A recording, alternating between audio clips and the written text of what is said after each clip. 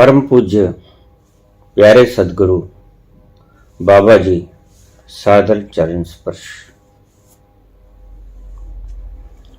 बाबा जी, आप कर्मा का रूल बता रहे हैं। मुझे ये समझ नहीं आता कि आप मेरी दिमाग से आती हुई ब्लीडिंग को कैसे ठीक करते हो।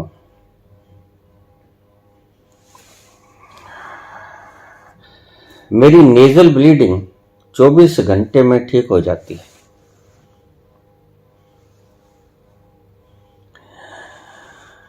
एक शक्तिपात से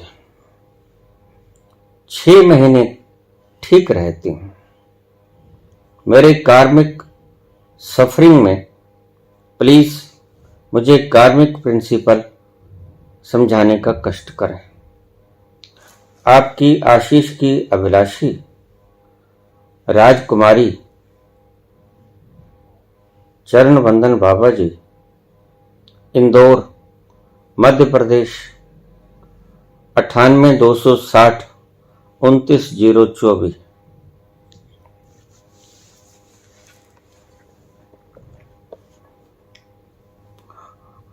डॉक्टर राजकुमारी सचदेव का ये व्हाट्सएप मैसेज।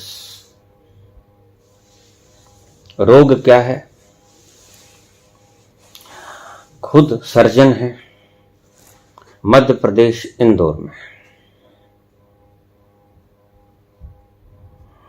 जब मैंने चैनल स्टार्ट किया, एक दिन इनका फोन आया,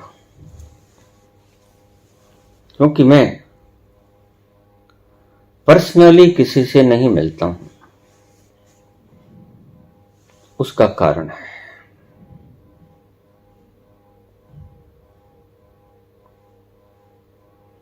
इसलिए मैंने अपना कॉन्टैक्ट नंबर व्हाट्सएप नंबर दे रखा है। आप कोई समस्या मुझसे साझी कर सकते हैं, राय भी ले सकते हैं, समस्या भी बता सकते हैं, लेकिन वो आध्यात्मिक समस्या हो, ये शर्त थी जो कि तोड़ दी गई। आज तो लोग मुझे पूछ लेते हैं, बाबा मेरा बेटा गुम हो गया, बताओ किधर गया है, दक्षिण पश्चिम उत्तर पूर्व कहां गया है। ऐसे प्रश्न बताने के लिए मैंने ये चैनल की शुरुआत नहीं की थी। मैंने चैनल की शुरुआत की ही नहीं थी, ये शुरू करवाया गया था। सारी कहानी मेरी बायोग्राफी में मौजूद है, आप पढ़ सकते हो।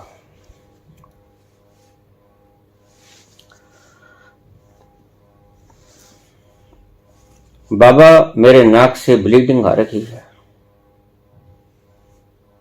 मैं आपको जानती नहीं, आपके प्रवचन सुने हैं, मन के भीतरी तलों को छू गए हैं। अवश्य ही आप मुझे ठीक कर दोगे। यद्यपि मैं खुद डॉक्टर हूं, सर्जन हूं, लेकिन कोई भी डॉक्टर मेरा इलाज नहीं कर पाया। तो जब बात दवा से हो न सके तो बात दुआ से होती है। जब कामिल मुर्शिद मिलता है तो बात खुदा से होती है। आप ठीक कर पाएंगे प्रभु, मुझे ये विश्वास है, ट्रस्ट है।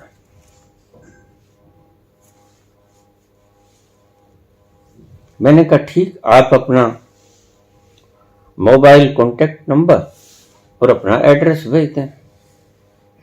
यद्यपि मेरा ये काम नहीं है, लेकिन जब इन्होंने कहा कि नाक से ब्लीडिंग दिमाग से इतनी होती है कि सारी कोठी का फर्श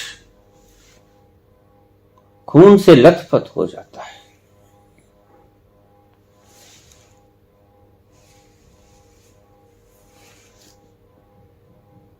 और मुझे खून बाहर से लेना पड़ता है, मन के किसी कोने की करुणा उपजे।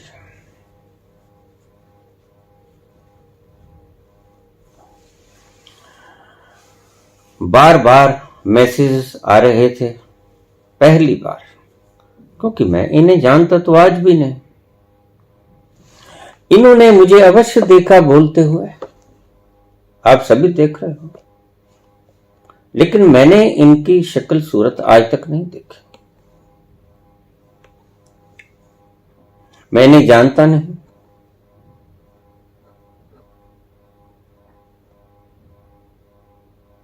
पहचानता नहीं। मैंने वो प्रोसेस की, वह मैं आपको बताऊंगा। उसी दिशा में मैं कोशिश कर रहा हूं कि आप गतिमान हो जाओ। शक्तिपात किया, 3 दिन बाद इनका फोन आया कि मेरी ब्लीडिंग बिल्कुल रुक गई। पहले 24 घंटे में ड्रॉप कभी कभी, अब बिल्कुल ठीक। 8 महीने के बाद इनका फिर मैसेज आया, मैंने गौर नहीं किया। फिर फोन आया, मैंने गौर नहीं किया। फिर मैसेज आया, फिर फोन आया, मैंने पूछा। वही समस्या फिर हो गई है बाबा, आपको परेशान कर रही हूं। कोशिश की है, पहले थोड़ा ब्लड लॉस होता था, अब तो ऐसा लगता है कि आखिरी वक्त ही आ जाएगा।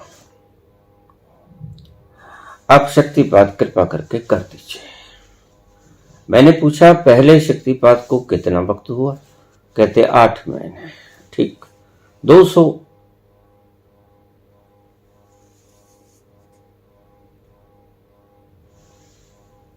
क्षमा करना, ये 184 दिन के लिए होता है। 184 दिन बीत गए थे, 6 महीने।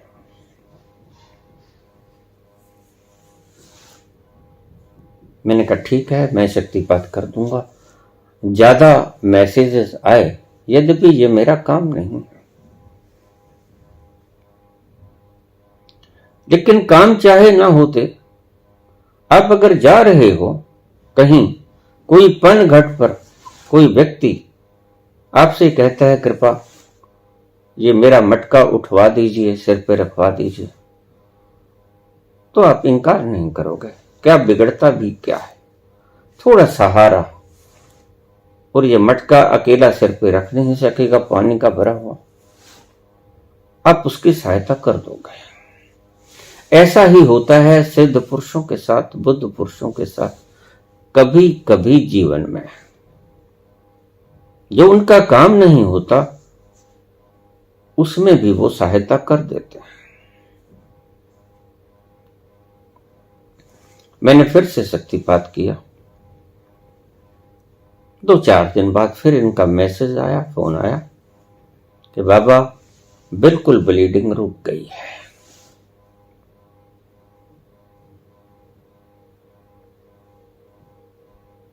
जिस व्यक्ति का खून 3-4 बोतल निकल जाता हो, बाहर से खून की आवश्यकता पड़ती हो, दूर बैठा करीब 1500 किलोमीटर से,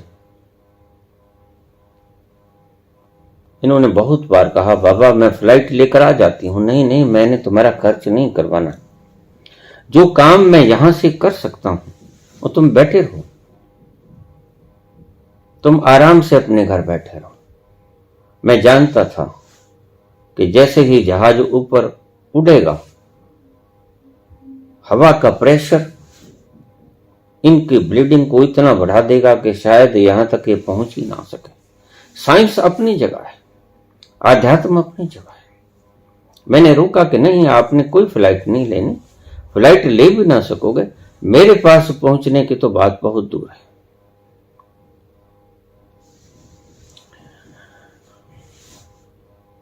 ये मैं किसी मुर्दा व्यक्ति की बात नहीं कर रहा हूं, जीवित है, नाम बताया, मैं जानता नहीं, मैंने देखा नहीं। मोबाइल नंबर बताया, इंदौर मध्य प्रदेश, डॉक्टर रमेश सचदेव, राजकुमारी सचदेव। क्यों करता हूं मैं ऐसा? आज क्यों मुझे बोलना पड़ा? मैंने बागेश्वर धाम, पंडोखर धाम के ऊपर एक वीडियो का विश्लेषण किया था। अंधभक्तों के इतने मैसेजेस आ रहे थे, हमें करके दिखाइए, हम माने। अगर आप में दम है तो आप यहां आइए। अब इन बेचारों को क्या पता?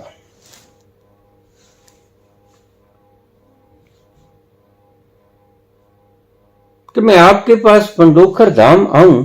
मैं तो घर का बाहर का दरवाजा क्रॉस नहीं की हूं 8 साल से।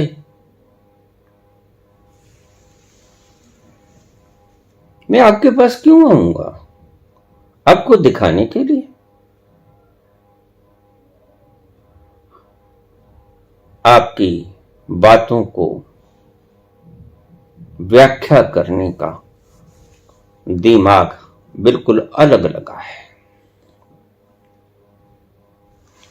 दिखावा ही करना होता तो कितने लोग यहां पर आने के लिए बेताब हैं। रोज मेरे चैनल कंट्रोलर मुझसे कहते हैं, बाबा तंग आ गए, बंद करो। मेरा पुत्र कहता है कि इन लोगों ने जीना हराम कर दिया है, क्या करें? आपसे मिलना चाहते हैं। बिल्कुल सिर के बल खड़ा हूं मैं, या समझिए कि आप खड़े हैं सिर के बल।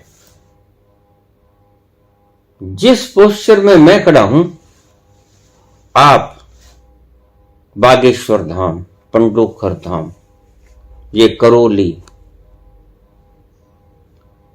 शीर्षासन में खड़े हैं, या मैं शीर्षासन में खड़ा हूं। बिल्कुल उलट। तुम समूह चाहते हो, तुम इकट्ठ चाहते हो, मैं अकेलापन चाहता हूं, मैं एकांत चाहता हूं। मैं चाहता हूं कि मेरे पास कोई ना आए। इसीलिए ही तो सारी व्यवस्था की। अगर मैं इकट्ठ चाहता तो आपकी तरह बाहर पंडाल लगा लेता। आपके पास लाखों की भीड़ है, शायद इससे ज्यादा मेरे पास होता। कारण है,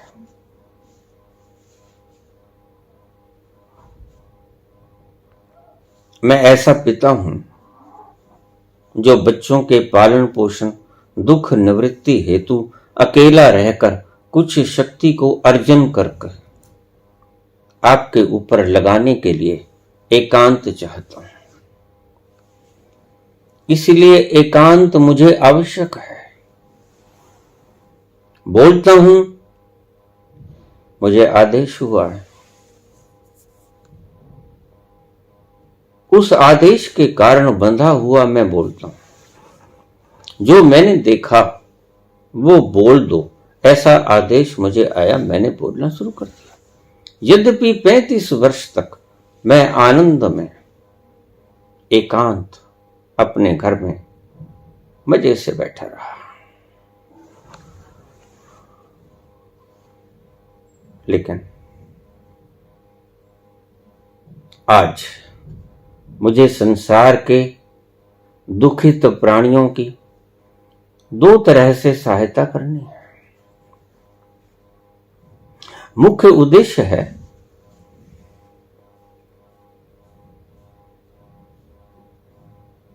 ये कहते हैं कि हमने कष्ट दूर करना है। अब आप ठीक से समझ लें। ये धाम वाले व्यक्ति कहते हैं कि हमने कष्ट दूर करना है। मैं कहता हूं हमने कष्ट दूर नहीं करना। मैंने जिसको कष्ट हो रहा है वो तुम हो नहीं, ये बताना है। मैंने जड़ मूल से नष्ट करनी है आपकी भ्रांतियां, जो आपने कितने कितने जन्मों से बांधी हुई हैं अपने साथ। और दो बातों में बड़ा बुनियादी फर्क है। आप जिस लात को कैंसर हो गया है उसको मिटाने के लिए लोगों को बुलाते हो, और मैं जिसको कैंसर हुआ वो तुम हो नहीं, ये बतलाने की फिराक में हूं। आगे से भी कभी कष्ट तुम्हें छू ना पाए, कोई आग तुम्हें दुखित न कर सके, सदा के लिए मुक्ति का रास्ता। तुम रोगों से बचाव करते हो, मैं जिसको रोग होते हैं वो तुम हो नहीं, ये बताना चाहता हूं आपको। और दोनों में जमीन आसमान का फर्क है। अभी भी मुझे बोलना पड़ा, ऐसा नहीं है। मैंने बहुत बार मेरी वीडियोस में कहा कि ये सारे सिद्धियां रिद्धियां ये जितने भी हैं ये तो कुछ भी नहीं। आपको मैंने सिर्फ एक प्रमाण के रूप में 2 बार की इन घटनाओं का जिक्र किया, मोबाइल नंबर दिया, एड्रेस दिया। 2.5 साल से ये चैनल चल रहा है। 8 साल से मैं एक कोने में एक कमरे में बैठा हूं, ना इन्होंने मुझे देखा फोटोओं के सिवा, मैंने तो इन्हें देखा ही नहीं। मैं नहीं जानता ये कौन है, डॉक्टर हैं भी या नहीं, कुछ नहीं पता मुझे। बाहरी इंट्रोडक्शन का कोई सवाल नहीं, सिर्फ दुखद भरी आवाज और अपने भीतर जाकर जहां से इनका इलाज हो सकता था वहां से मैंने इनका इलाज कर दिया। यहां बैठे मैं यहां क्यों नहीं बुलाता, क्योंकि जो आप मेरे पास आओगे वो तो मैं आपको बुलाऊंगा अपनी प्रसिद्धि के लिए। ध्यान रखना, जब भी कोई व्यक्ति अपने पास बुलाता है उसका एक कारण यह भी होता है महत्व अपनी प्रसिद्धि करवाने के लिए। ये राजनीतिक लोग अक्सर इस चीज का इस्तेमाल करते हैं, लोगों को किराए के ऊपर भी बुला लेते हैं कि आप आ जाओ, आपकी दिहाड़ी हम दे देंगे, खाना पीना आना जाना मुफ्त। लेकिन मैं इससे बिल्कुल विपरीत। मैं ना तो ख्याति चाहता हूं न मान सम्मान चाहता हूं, क्योंकि भला मुझसे बेहतर कौन जानता होगा। ख्याति किसको दिलाओगे, इस मिट्टी के ढेले को जो आज नहीं कल मिट्टी होने को है, जो गुम हो जाएगा। 5 तत्व अपने अपनी स्थान पे मिल जाएंगे, पृथ्वी जल वायु आकाश अग्नि सब अपनी अपनी जगह समा जाएंगे। उसको मान दिलाना है। आपको शायद पता भी नहीं होगा, आप जिस मिट्टी पे चल रहे हैं हो सकता है वो मिट्टी आपके ही किसी जन्म के शरीर की हो जो आपके पांव के तले आज रोंदी जा रही है।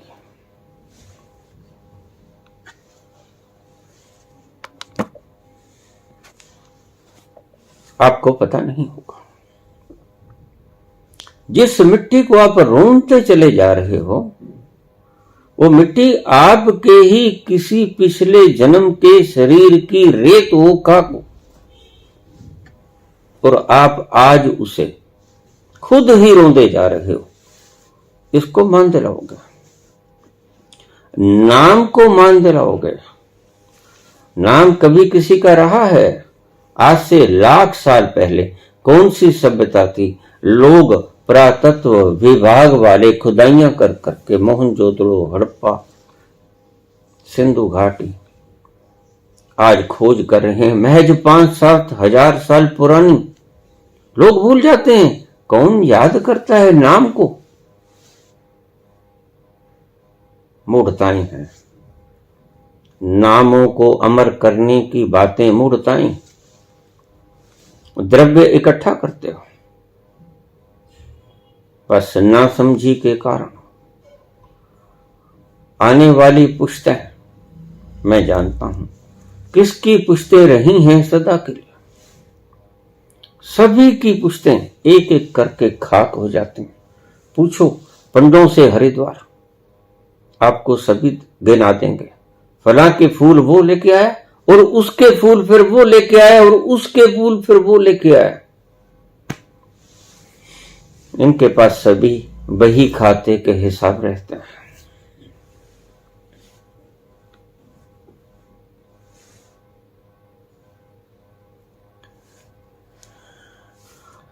अगर आपके पास कुछ है तो आप यहां आइए।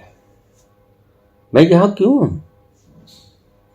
बस आप मेरे चैनल के ऊपर कुछ मत देखिए, और अगर गलती से देख बैठे हो तो आगे से देखने का कष्ट न करें। मैं यही कर सकता हूं। मैं कोई आज आपके कहने से नहीं बैठा हूं, मैं 8 साल से बैठा हूं। मुझे बहुत लोग कह देते हैं, ये पाखंड काहे कर रहे हो, अन्न छोड़ के सिर्फ दूध पर जिंदा रह रहे हो। मैंने कहा ये पाखंड तो फिर बहुत बाबाओं ने किया।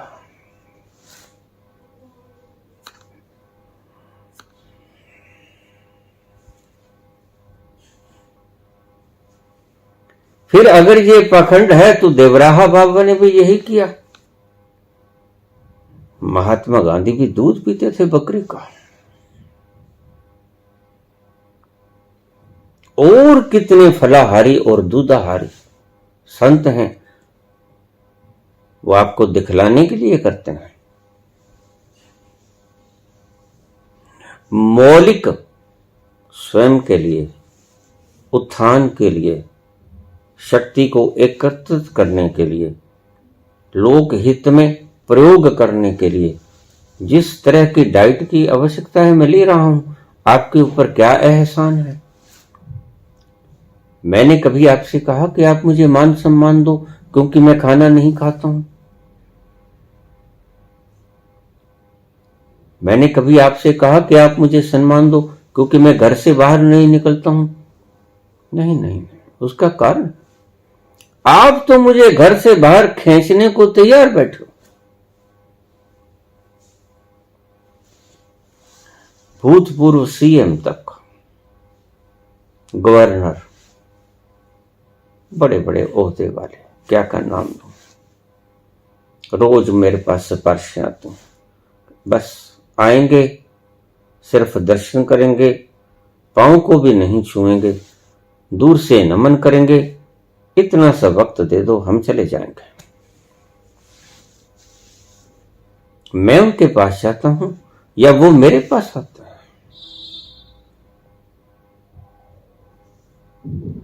और मैं बुलाता नहीं। मैं कोई प्रसिद्धि नहीं करता कि आप मेरे पास आइए। कब कहा? किसी प्रवचन में मैंने कहा कि आप यहां आकर मेरे प्रवचन सुनिए?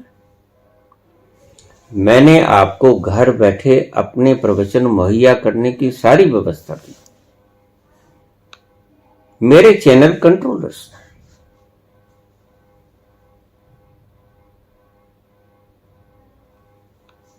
इस सृष्टि के ऊपर कोई शक्तिमान नहीं है। जो दावा करता है वो तो बिल्कुल नहीं है।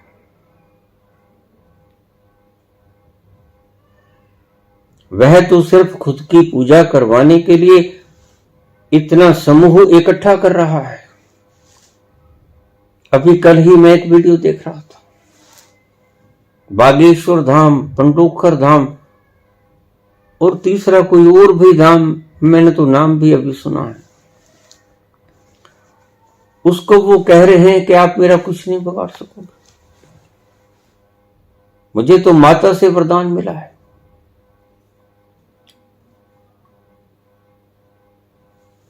एक ईंट पाड़ो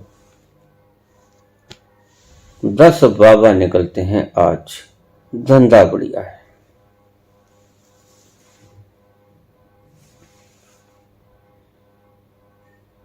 इसे धंधे के रूप में चला रहे हैं तो बढ़िया है, लेकिन मेरे दरवाजे आपके लिए सदा बंद हैं और बंद रहेंगे। मैं कोई आपसे पैर नहीं पुजवाना चाहता, मिट्टी मिट्टी के आगे झुके मैं कभी नहीं चाहता। भला क्या स्पेशलिटी है इस माटी में और आपके शरीर की माटी में? कोई फर्क है? क्यों झुकाऊं? मेरा उद्देश्य क्या आपको झुकाने का? नहीं। यह तो महान करुणावान सिद्धों, संतों, महात्माओं, मनीषियों, बुद्ध पुरुषों की मुझे आज्ञा है और इतना मेरा दायित्व बनता है, जिन्होंने मुझे मेरी साधना में ले जाने के लिए, उच्चतम स्तर पे ले जाने के लिए कहीं भी कोई सहायता की, मैं उनका ऋणी और उस ऋण को उतारना मेरा कर्तव्य है। इसलिए मैं बोल रहा हूं, मैं अकेले बैठ के बोल रहा हूं, कभी पंडाल नहीं लगाई।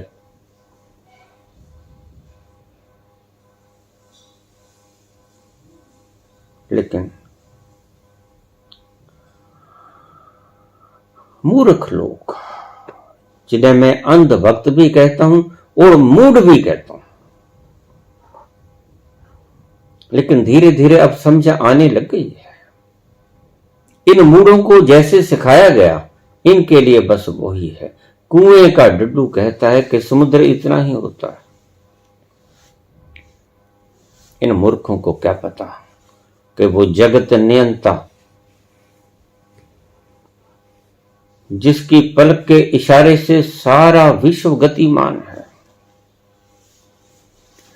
जो कितना दूर है आपके पास मेजरमेंट ही नहीं है।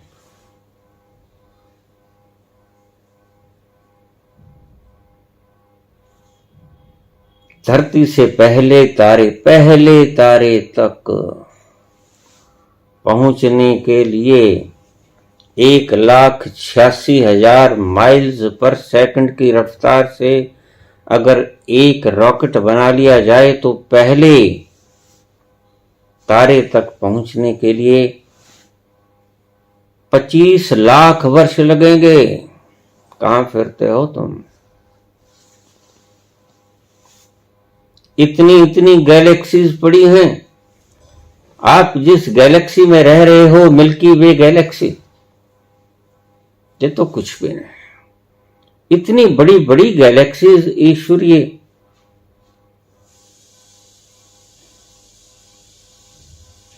प्रकृति में पड़ी है, इस अस्तित्व में विद्यमान है, जो आपकी मिल्की वे गैलेक्सीज, लाख गैलेक्सीज को एक बार में हड़प लें, भक्षण कर लें। आप बेचारों की औकात कितनी है, बस आप जानते हैं। आपने सिर्फ इन लोगों के छोटे छोटे कृष्ण देख लिए। मैंने पहले भी बोला, मैंने अपने प्रवचन में बोला कि ये रिद्धि सिद्धि भी हो सकती है, ये कर्ण प्रशासनी वार्ताली वगैरह भी हो सकता है, और ये छोटी मोटी करामात करने वाली यक्षिणी, दक्षिणी, अप्सरा, ये सब हो सकती हैं। लेकिन जहां तक आप बात कहते हो कि लोगों का दुख दर्द दूर करने के लिए, दुख दर्द तो ऐसे भी दूर हो सकते हैं। नहीं, आप कुछ और ढूंढ रहे हो, जो इतनी संख्या में लोगों को इकट्ठा कर रहे हो। क्षमा करना, प्रत्येक के लिए नहीं बोल रहा, आज की दुखित व्यवस्था पे बोल रहा हूं।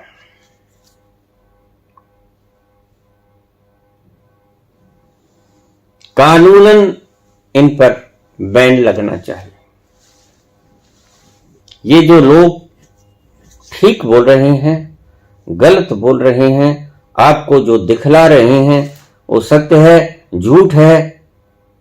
जो व्यक्ति ज्यादा कुछ उछलने कूदने लग जाए उसका एक ही उपाय, नार्को टेस्ट कराओ उसका।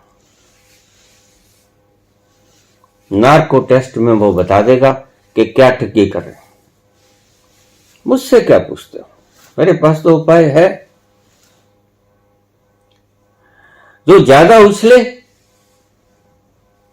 इजाजत लो कोर्ट से, नार्को टेस्ट करो, वो खुद बता देगा कि मैंने क्या ठगी की, ये मैं करता कैसे हूं। आप क्यों दिमाग खपाई करा रहे हो। विदेशों में ऐसे डमडमे नहीं चलते हैं, लगा के देखो।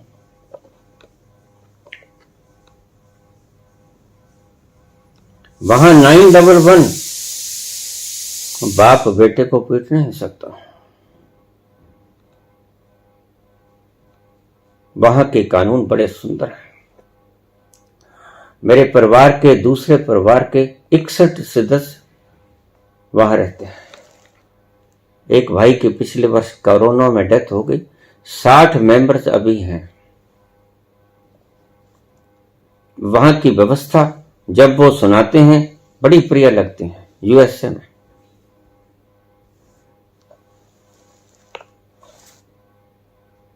अव्यवस्था अराजकता नहीं है। वहां अगर कोई आफत आ गई है, प्राकृतिक आपदा आ गई है, तो वहां की सरकार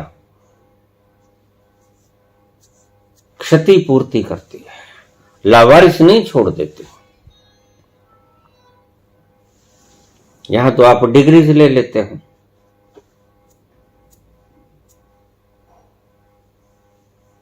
दर दर ठोकरें खाते हो, फॉर्म्स भरते हो, वैकेंसीज देखते हो, पोस्ट देखते हो कितनी क्रिएट हुई, भरते हो, दाखिला फॉर्म भरते हो, फीस भरते हो, और फिर चुने नहीं जाते। फिर क्या करते हैं? फिर भूख भूख के बाबा बन जाते हो। और करो भी क्या, डिग्री तो कोई है नहीं, अगर है तो नौकरी नहीं है।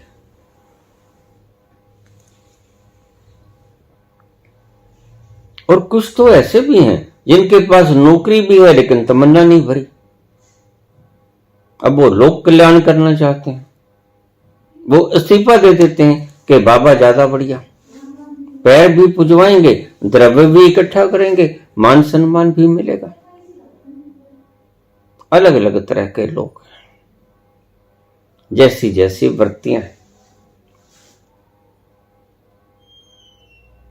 मैं कुछ ज्यादा नहीं बोल रहा हूं। क्षमा करें, थोड़ा सा हृदय दुखी तो होगा, लेकिन कुछ देर के लिए क्षमा करें।